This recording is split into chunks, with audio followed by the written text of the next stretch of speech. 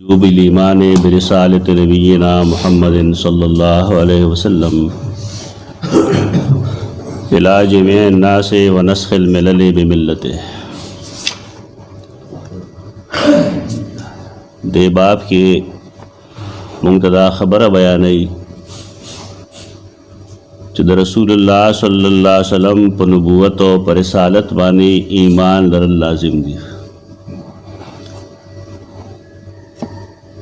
यो सड़े का किताबी दे और का द हर दिन सर ताल्लुक़ लरी खुदा फ़र्ज़ दादी च द आखिरत दर्जात तपारा अप रसूलुल्लाह सल्लल्लाहु अलैहि वसल्लम ईमान लरी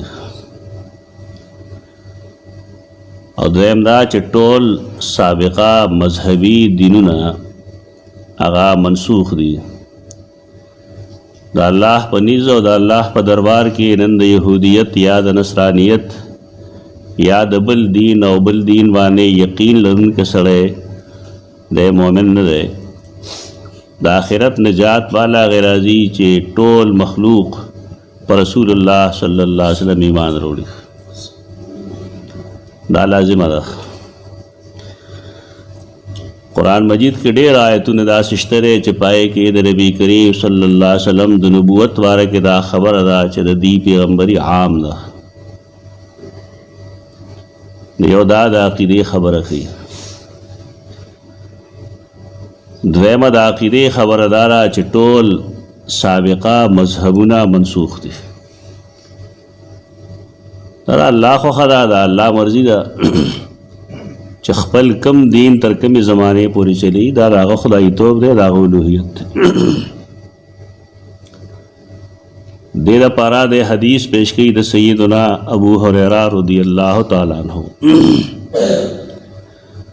अगर फरमाई क़ाल नबी सल्लल्लाहु अलैहि वसल्लम रसूलुल्लाह सल्लल्लाहु अलैहि वसल्लम फरमाए ली मा मिनल अंबिया नबियुन इल्ला उअतिया मिनल आयात मा मिस्लुहु आमना अलैहिल बशर यो बुनियादी हकीकत खई पड़ेगी अगदारे च अल्लाह यो कौम अगीला आखिरत के आज़ाब तरक़े न वर्की तरके में च अगीबान ने हुज्जत और दलील नहीं कायम करे हुज्जत और दलील दा अल्लाह पैगम्बरान दी दा अल्लाह रसूलान दी यो कौम तरगे न हलाकी तरके में चे अल्लाह हगीत पैगंबर नहीं ले गले और तरके में चे अगी इनकार नहीं करे ये यौदा से सड़े चागत दीन न दे रसे ले न अल्लाह रब्बुल इज़्ज़त अगला सज़ा न और गई ज़का सज़ा पागा सूरत के और कुलिशी चे इंसान ते इत्तलावी चे औफलाने दा अल्लाह रसूल ले और ब्याम दे इनकार की न अल्लाह अज़ाब और गई अज़ाब से न और गई मा कुन्ना मुअज़्ज़िबीन हत्ता नबअस रसूला मुंग नहीं चाल अज़ाब और कौन की तरके में चाहे तो मुंग अस्ताज नहीं करे ब्या रसूल चकल राजी न हर ज़माने के रसूल चे बरातो अल्लाह बागल से मौजिज़ात और कोल मौजिज़ात आगा नमूनी चगद अल्लाह कुदरत वी और अल्लाह पे इख्तियार बानेगा कर की लेकिन अल्लाह व पैगम्बर पर आसमान इख्तियार को ले मुअजिज़ता मुअजिज़ा पदे वजही चे मखलूक दागेद पेश कवलना दागेद मुकाबले न आजिज़ी मुअजिज़ असल के अल्लाह दे खलक कमज़ोरी के उनके और पखल को गालिब की उनके असल के अल्लाह दे लेकिन अगर मुअजिज़ात पैगम्बरान पलास दे द पारख करे की च खलक पोइशी चाओ दादा अल्लाह अंबिया दी दा अल्लाह रसूलान दी दा नुमाइंदगान दी पैगम्बरान दी और दागी इत्तिबाउ की अवल जुमले के द मुअजिज़ो ज़िक्र दे हर नबीला अल्लाह दुमरा आयात और कड़ी दी आयात बमाने मुअजिज़ात मा मिस्लु आमना अलैहिल बशर चिपागे बांधे तागे समिसल नो पखपल ज़माने की और ईमान बरोड़ो दागे पौजमान इंसानानो दाड़े डूंगे खबर गई الله به هر پیغمبر لا چې کوم معجزه ورکوله نو د هغې مقابله به د هغې زمانې خلقو نشوه کولی. دا د الله رحم دی انسانانو باندې. رحم داسې دی چې الله دا ټول پیدا کړي دي، د خوراک څښاک انتظام یې د دوی کړی دی، نو دارنګې د روحاني غذا انتظام یې هم ورله کړی دی. روحانی غذا د انبیاء په ذریعه باندې د الله پیغامات را رسی، کله چې انسان په هغې عمل وکړي نو روح ته غذا میلو شي. دا رحم د الله دی. او بیا د خلکو د سمجھاولو دپاره الله به هغې له معجزات ورکول چې خلک ایمان راوړي، خو معجزات به یې داسې ورکول چې د هغې مثال مخلوق نشي پیش کولی. دا بنیادی خبره ده. هر زمانه کې الله چې کومه معجزه ورکړې د نبی له نو هغه د هغې زمانې مطابق ده. مثلا داسې قومونه شته دی چې هغه په سحر کې او په جادو کې ډېر تیز وو. د هغې چرچه دغه وه چې هغې به سحر کو، جادو به یې کو، منترې به یې کولې. هغې قوم ته الله موسی علیه السلام ولیږه، ناغله داسې معجزې ورکړې چې خلق د هغې د پیش کولو نه قاصر وو، نشو کولی. ساحرانو چې کله موسی علیه السلام سره مقابله کوله نو هغې خپل پړي وغورځول او هغه پړي هغې نه ماران جوړ شو. او موسی علیه السلام ته هم ښکارېدل یخیل الیه من سحرهم انها تسعى، د هغه خیال کې راتل د دې د سحر د وجې چې دا ګندې ماران دي منډې وي. د هغې کار و. موسی علیه السلام خپله یره په خپل زړه کې پټه کړه، ځکه نبي او کار الله هغې کوي چې الله ورته حکم وکړي. د هغه ذهن کې ممکن د دا سوالي چې دا دې سره به څه کوم. الله رب العزت فرمایل ته خپله امسا غورځوه. هغې امسا غورځولو سره تلقف ما صنعو، هغې ژوندي تیر کړل هغه ماران کوم چې هغې جوړ کړي. د موسی علیه السلام معجزه په هغې غالبه شوه. ولې غالبه شوه؟ په دې غالبه شوه چې هغه څه دم درود نه و کړی او هغې خو ځان له زارش نه کړی وه، سحر دپاره یې چیلې کړې وې. هغې وخت کې هم سحر کړو. سحر څه ګنده کلماتو سر راځي، دا ځان یو مستقل مسله ده چې آیا سحر اثر کوي که نه کوي. سحر اثر کوي. دم درود اثر کوي که نه کوي؟ کوي. بعضې خلک انکار کوي دی نه. هغه انکار کوونکي اکثر معتزله دي، کم چې اهل سنت والجماعت دي هغې د دې قائل دي چې او سحر اثر کوي. خپله قرآن مجید کې شته دی چې خلکو به سحر کو نو په هغې باندې به یفرقون به بین المرء و زوجه، د سړي او د ښځې په منځ کې به جدایي راوسته. د سحر اثر قرآن لیکلی او هر چیز کې اثر الله چي نو. انسان چې څوک په سر ولي نه مړ شي نو مړ کوونکی خو الله دی، لیکن اثر ګولی کې د مرګ الله اچولی. یو انسان ټوخیږي نو صحت ورکوونکی الله دی، لیکن هغه دوایانو کې اثر اچولی دی. که هغه وغواړي انسان ورشي.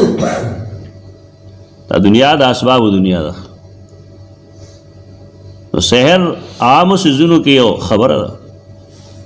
موږ ته یو استاد به ویل چې یو سړی و هغه د دې منکر و چې دا څنګه اثر کوي. انکار به یې کوه. دا وایي سړی خامخا داسې جواب غواړي چې خوله وله ماته کړي، جا مې وله ووایي نه پوه شي چې دا خبره ټیک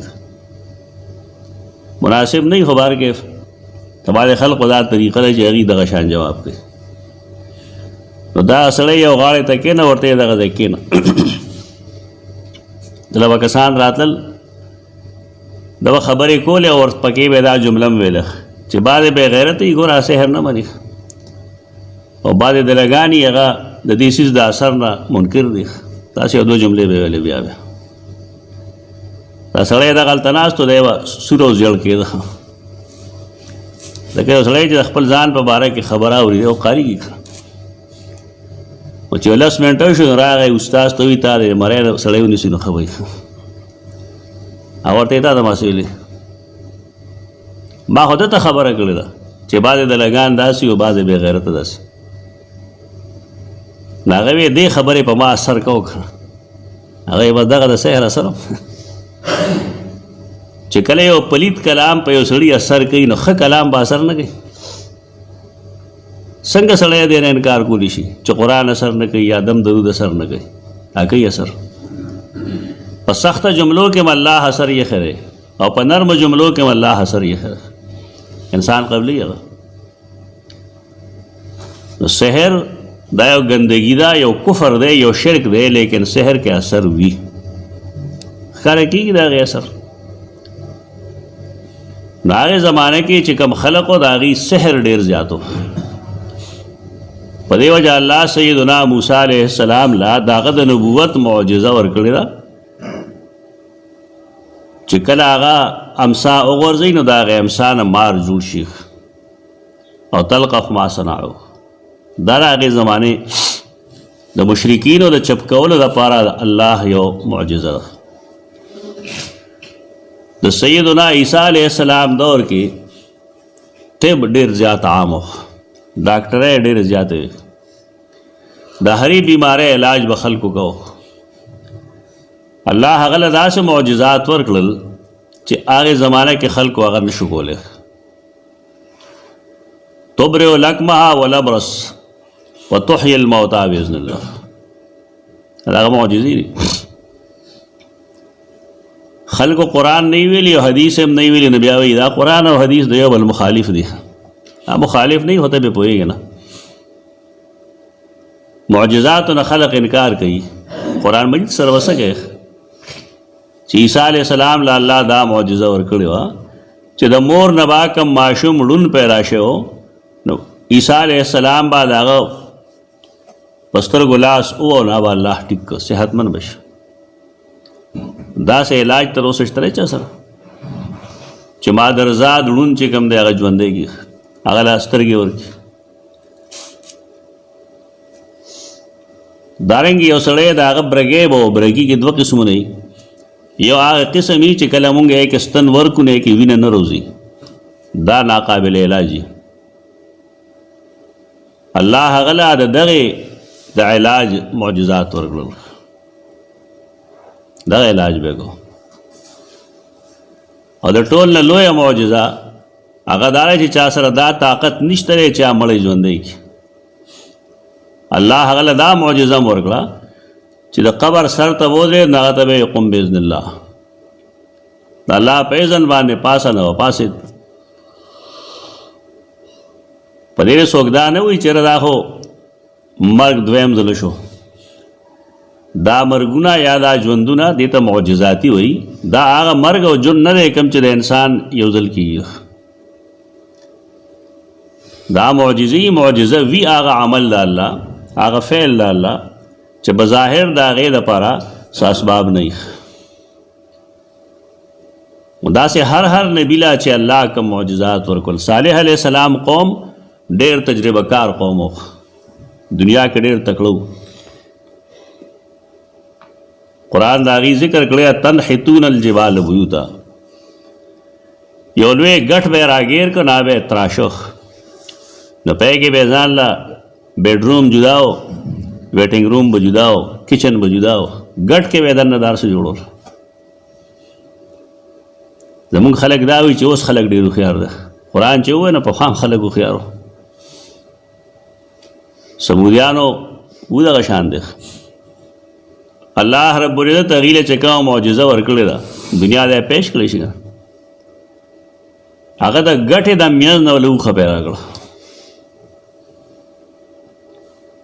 دا چې ته پوه شې چې الله د خپلو بندګانو باندې څومره رحم کوونکی دی په کومه طریقه باندې هغې خپل ځان ته رابلي او څنګه د هغې دماغي پرورش کوي چې هر څه باندې قدرت لرونکی الله دی و د لومبنۍ جمله کې دا وایي چې الله مخکنو انبیاو له دومره معجزات ورکړل چې د هغې مثال نشي پیش کېدی او په هغې خلقو ایمان راوړو خو څه کافر ومنو قرآن مجید د فرعون باره کې وی وجحدوا بها واستيقنتها انفسهم ظلما وعلوا. دی د موسی علیہ السلام د پیغمبره او د هغه د معجزاتو نه انکار وکړو، حال لا چې زړونه یقین کړو، زړه د دې یقین او چاو دا صحیح نه وي. وجحدوا بها واستيقنتها، حال لا یقین کړو انفسهم زړونه دي. لکه څنګه چې ابو جهل او ابو لهب نه ورته پوښتنه وکړه چې د رسول الله صلی الله علیه وسلم په باره کې نه به ویل او دا نبی دی، لیکن د نه منلو وجه څه وه؟ حسد. نور څه نشته. د حسد په بنیاد باندې ابو جهل او ابو لهب نه منو. فرعون او د هغه خلقو د سیدنا موسی علیہ السلام انکار د حسد د وجې کو. وجحدوا بها واستيقنتها، انکار یې وکړه د معجزاتو نه، حال لا چې یقین کړو د دې زړونو ظلم او علوا، په داسې حال کې چې ظلم کوونکي وو او ځان لوی ګڼونکي وو. دا بنیادی جرم دی، د دین نه لرې مه تښتئ. چې کله ستا زړه تسلیم کړله چې دا خبره صحیح ده، بیا هغه عمل کې راوله. دې ته مه ګوره چې دا فلاني ویلې ده او دا فلاني ویلې ده، هر چا چې ویلې ده، خو چې خبره صحیح ده او ستا زړه په هغې اوبه وڅکلې، هغه تسلیم کړه. وانما کان الذي اوتیته وحیا اوحاه الله الیه. دا زمونږ آخري امت دا الله ته ډېر غوره دی، په دې شکر ادا کوئ. کنتم خیر امه، تاسو غوره امت یې. د بهترۍ ګڼې وجې دي. یو وجه په دې حدیث کې ده، هغه دا چې الله تیرو انبیاء له معجزات کم ورکړي دي، هغه معجزات دي چې خلق په سترګو ویني، هغې د علم څه بنیاد نشته. نن هم زمونږ خلق په سترګو یو شی ویني، نو بس هغې ته ټیک وایي. زمونږ د دین یا زمونږ خصوصیت هغه علمي بنیادونه. علمي بنیاد زمونږ قرآن مجید ده. نبی کریم صلی اللہ علیہ وسلم لا اللہ ډېر شی معجزات ورکړي دي. په دې مستقل کتابونه لیکلي کېږي چې الله رسول الله کم معجزات ورکړي دي. لکه یو معجزه چې د هغې تذکره قرآن کړې ده، اقتربت الساعة وانشق القمر. قیامت ډېر نږدې راغی او سپوږمۍ وشلېده. سپوږمۍ حدیث کې راځي چې کفارو نبی کریم صلی اللہ علیہ وسلم نا معجزه وغوښته چې مونږ منو، خو دا سپوږمۍ خو دوه ټوکړې کړه. هغه ویل دا الله کار دی، زه هغه ته وینا کولی شم، دعا کولی شم، که الله غواړي وبې کړي، که نه غواړي نه به. نو الله رب العزت سپوږمۍ دوه ټوکړې کړه. حدیثو کې د ګوتې د اشارې ذکر نشته. دین همیشه د خپل اصلي ځای نه زده کوئ او ځان دین کې خبرې مه کوئ. اشاره نه ده کړې رسول الله صلی الله علیه وسلم سپوږمۍ ته. کوم خلق چې دا وایي ټیک نه وایي. ډېر شي څیزونه یي چې هغه مونږ دین کې د ځان نه ور داخل کړو. د اهل علمو ذمه داري دا وي چې هغه وښیي چې دا مه کوئ پکې. اودس چې بنده وکړي پکار دا چې دی وایي اشهد ان لا اله الا الله وحده لا شریک له واشهد ان محمدا عبده ورسوله رب اجعلني من التوابین واجعلني من المتطهرین.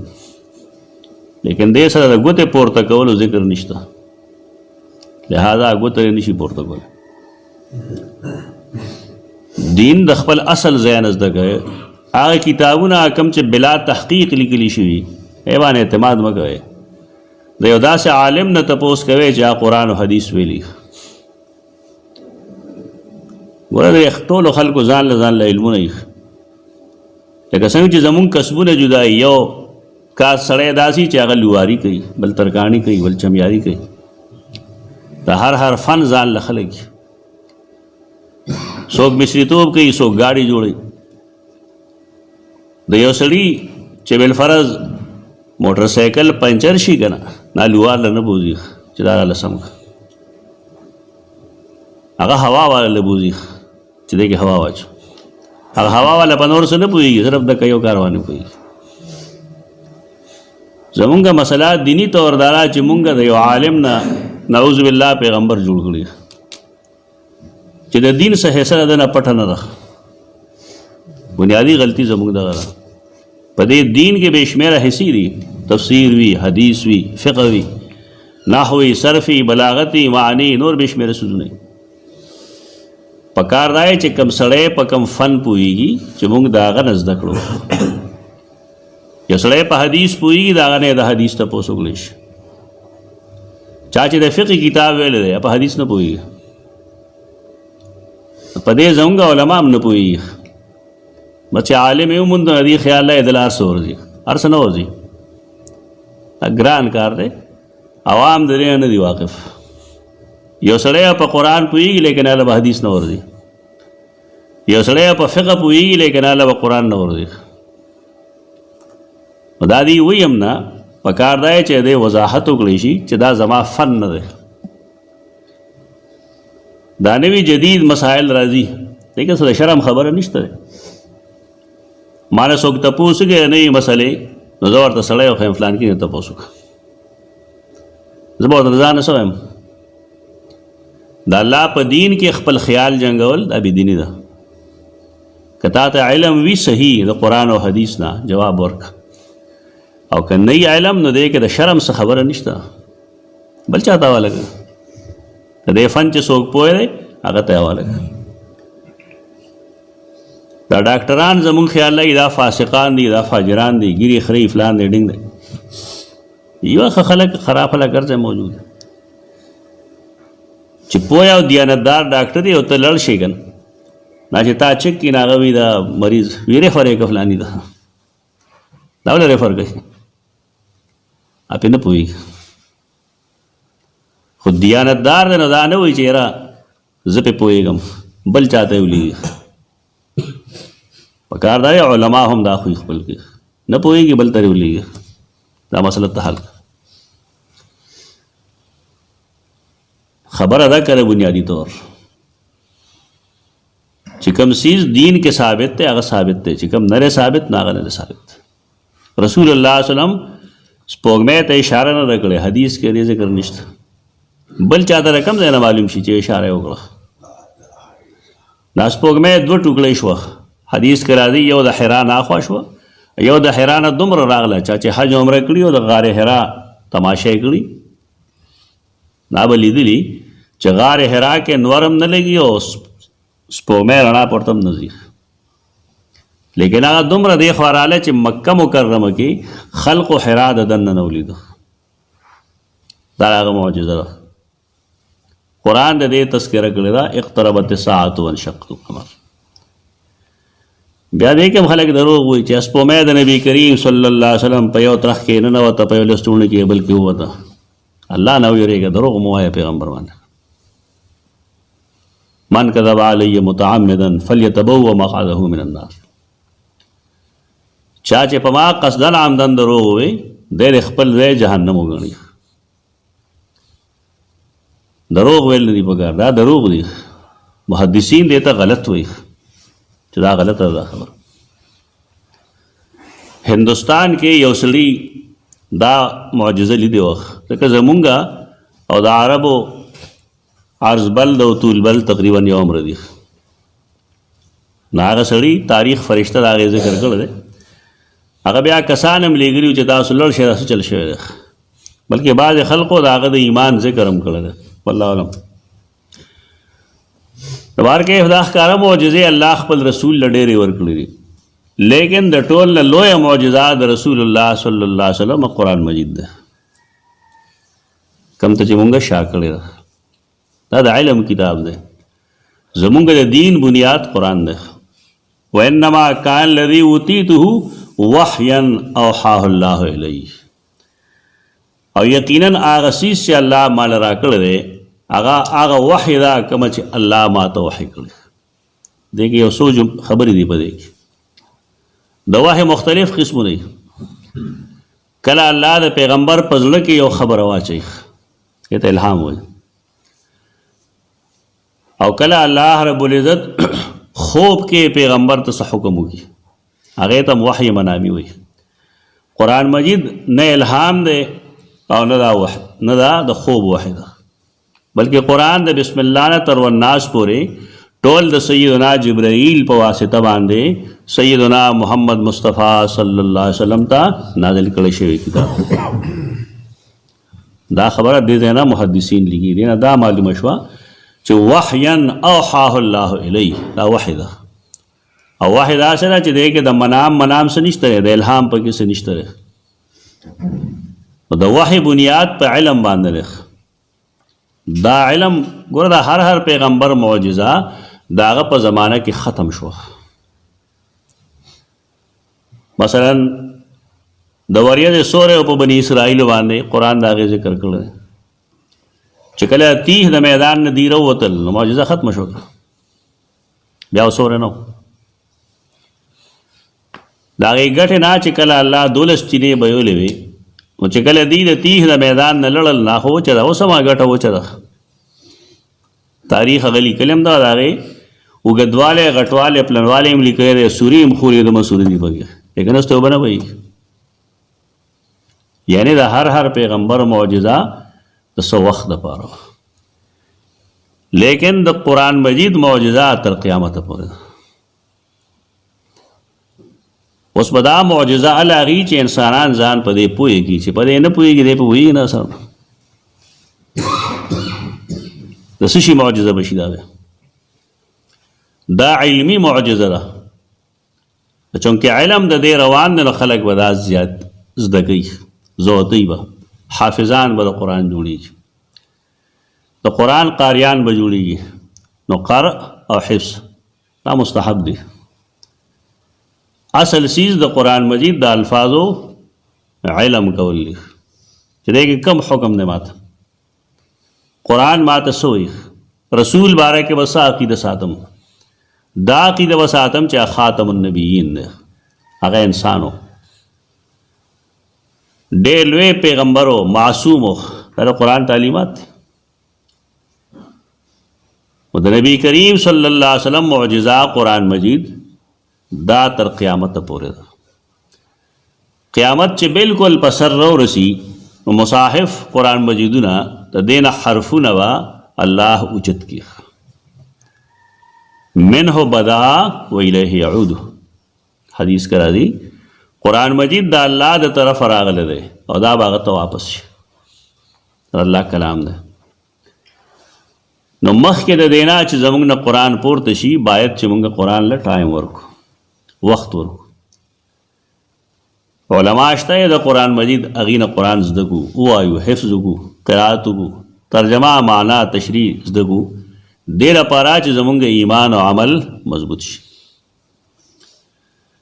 وانما کان الذی اوتیته وحیا اوحاه الله الی فارجو ان اکون، نو زما امید دا دی چې یم زه اکثرهم تابعا یوم القیامه، هغه یو سړی چې د هغه فرمان بردار ډېر د قیامت په ورځ، یعنې دا امت به د قیامت په ورځ ډېر وي.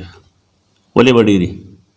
یو خو دې قیامت ته نږدې، هغه نور د قیامت نه ډېر مخکې و.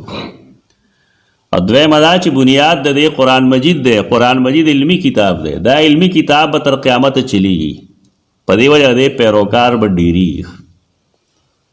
علم په بنیاد چې کومه خبره وشي، ګوره ته یو سړی یو لالچ ورکړه چې تا له به 2 لکه روپۍ در کوم فلانې کار وکړه، دا به 2 لکه روپۍ والي تا به خوشحاله کړي.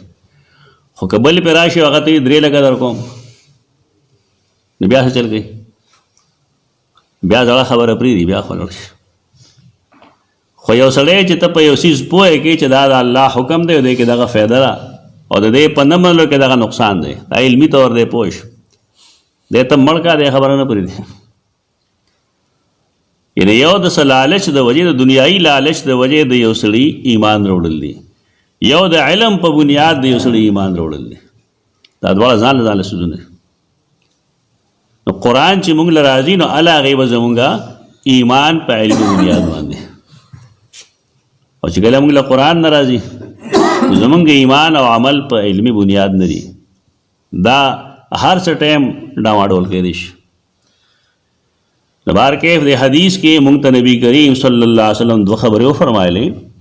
یو خبره دارا چې الله مخکنو انبیاء له کوم معجزات ورکړي دي نا ټول ښکاره معجزات د مشاهده معجزات، لیکن مالې چې کوم معجزه را کړې ده نو د هغې معجزې مقابله کوونکي څوک نشته دی. دې کې فصاحت بلاغت دی، دې کې د مستقبل خبرې دي، دې کې د ماضي ډېر شی واقعات دي. انسانان داسې کتاب نشي پوښ کولی. معجز خو دی لیکن چونکې بنیاد علمي دی، په دې وجه باندې مخکني ټول قومونه به زما دین ته راځي، دې له به دعوت ورکولی شي اسلام ته راشي. اسلام دا دعوت دین دی، دا یو ځای کې د پاتې کېدو دین نه دی، دا افاقي دین دی. په اسلام کې په نور دینونو کې فرق دا و چې د هغې هغه دین بس خاص علاقې پورې و، قرآن خاص علاقې پورې نه دی، چونکې دا به تر قیامته چلیږي. د دې وجه نه د دې فرمان بردار، د دې زده کوونکي، د دې تشریح وضاحت کوونکي دا به تر قیامته وي. انا نحنو نزلنا الذکر و انا له لحافظون.